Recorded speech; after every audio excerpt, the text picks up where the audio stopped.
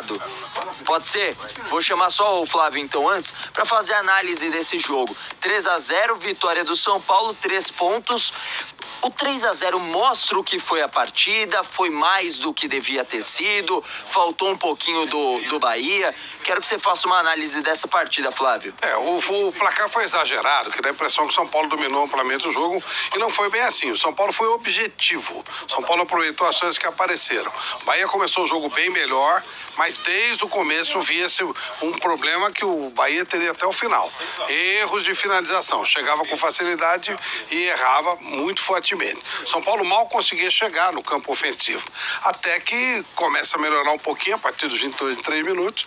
O goleiro do Bahia dá um gol para o São Paulo e aí sim o time do Bahia, que já não estava conseguindo acertar as finalizações, piorou mais ainda. De qualquer forma, o Bahia ainda insistia muito pelo lado do Ademar, em cima do Lewis, o tempo inteiro o Bahia jogando por aquele setor criava oportunidades e o São Paulo tentava jogar no erro do adversário e os erros foram aparecendo. Veio o segundo gol, do mesmo jeito, o Bahia atacando e o São Paulo aproveitando os contra-ataques, ou seja, o time do Bahia foi extremamente incompetente e o São Paulo foi prático, né? Aproveitou as oportunidades que teve, não foi uma atuação espetacular, mas ganhou de maneira pragmática. Quando teve a oportunidade ele fez e o Bahia teve um monte de chances e não conseguiu aproveitar nenhuma. E como culpar o Rogério Ceni com tantas chances perdidas, hein, Flávio? Pois é, a culpa do Rogério foi ter colocado esse goleiro, se ele poderia jogar, né? Porque até hoje ele é melhor que o cara. Ele é bem melhor que o cara hoje, né? Porque não é possível. Mas você pode levar o time até a área e o Bahia chega bem, toca bem a bola e tal. Finalizar não dá pra você fazer, aí já é coisa do jogador. Você pode ensinar a saída de bola, mas você não vai falar pro seu goleiro entregar a bola no pé do jogador do time adversário. E foi o que aconteceu. Então é muito simplório, né, você culpar o treinador. Espero que o Grupo City, por ser profissional, leve isso em consideração. Mas dentro da normalidade não é o que a gente vê no futebol.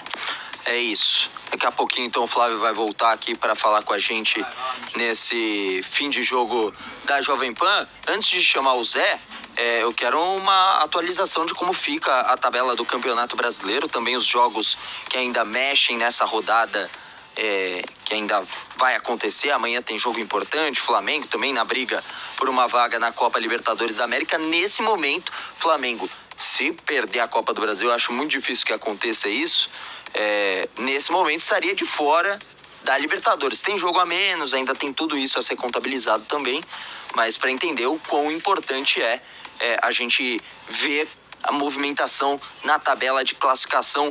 Pedro Henrique Sperber nos atualiza então com esses números, né, do Campeonato Brasileiro nessa reta final já de campeonato dessa edição de 2024. PH, importantíssima para a luta pela vaga direta na Copa Libertadores, né, Zé? Até falei durante o intervalo fora do ar com você, né, Chaco? Falei, o jogo tá legal, cara. Os dois times estão indo pro jogo, estão tentando, cada um à sua maneira, né? O Bahia na pressão e o São Paulo no contra-ataque. Olha, a gente dá uma olhadinha nos números e acho que mostra o que o Flávio comentou agora há pouco, né? Foram 24 finalizações do Bahia, mas assim, finalizações equivocadas, que exigiram apenas 6 defesas do goleiro do São Paulo. É muito, não é muito? Ok, o Rafael fez 2 defesas importantes no jogo dessas 24 finalizações. O São Paulo, só 9 finalizações, né, exigindo uma defesa do goleiro adversário, mas 3 balançaram a rede. Ou seja, o São Paulo foi bem no aproveitamento, né? São Paulo ali jogando do contra-ataque, enquanto o Bahia apertava com 24 finalizações, o São Paulo foi lá com 9 finalizações, mas colocando 3 bolas na rede. Foram 10 escanteios a 3 para a equipe do Bahia, que não teve assim uma grande diferença em termos de posse de bola, mas atacou bastante na partida, né? No gol foram 6 finalizações do Bahia e 4 da equipe do São Paulo, ou seja, de 24 o Bahia só acertou, né, 6 vezes no gol, e acho que isso foi o pecado do Bahia, né? Faltou direcionar a bola para o lugar certo, colocar a bola no gol. O defeito do Bahia foi isso, não conseguiu, chegou para marcar, mas não conseguia colocar a bola na rede, e o São Paulo, por ser turno, chegava menos no contra-ataque, mas colocou Paulo conseguiu fazer 3 gols na partida, conseguiu marcar 3 gols no jogo, vitória importante. Eu queria chamar a atenção para o futuro. Já para a próxima rodada, Chacon, nessa disputa aqui, o São Paulo com 54 pontos, olha para o G4 e vê que ele está a 2 pontos do G4 do Campeonato Brasileiro. E aí, no sábado, o São Paulo joga em casa, correto? São Paulo vai receber o Atlético Paranaense no sábado no estádio do Morumbi. Ok, ele vai olhar o Inter também joga em casa, vai enfrentar a equipe do Fluminense. O Flamengo só vai jogar na outra quarta-feira, depois da final da Copa do Brasil, e vai receber o Atlético Mineiro. Ou seja, os 3 vão jogar em casa. Mas, efetivamente, a diferença é essa. Inter 56, Flamengo 55, São Paulo 54.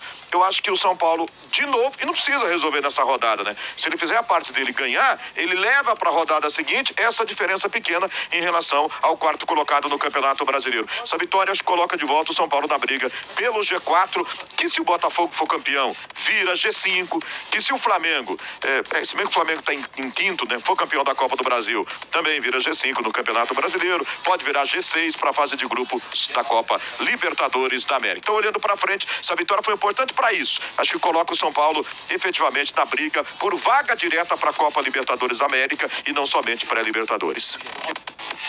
E é isso, torcida tricolor. O São Paulo foi para Salvador, para a Bahia, para Fonte Nova, enfrentar o Bahia e venceu bem. Um resultado até surpreendente, porque o time do Bahia não é nada fraco. Mas, na minha opinião, continua fazendo nada mais do que a obrigação. O São Paulo tem a obrigação de se classificar para a Libertadores em 2025. Com a vitória, o tricolor praticamente garante a classificação, pelo menos na pré-Libertadores. Dependendo dos resultados do Flamengo na Copa do Brasil e do Botafogo na mesma Libertadores, o São Paulo provavelmente conseguirá a vaga direta nos grupos da Libertadores. E repito, é obrigação desse time, é obrigação desse elenco, é obrigação do Zubeldia, pois o time do São Paulo não é fraco e ficou devendo esse ano de 2024, apesar do título da Supercopa contra o Palmeiras. Essa é a minha opinião. Eu quero saber a de vocês. Deixem nos comentários.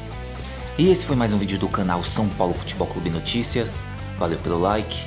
Se você for novo aqui, inscreva-se. Tamo junto. Vamos, São Paulo!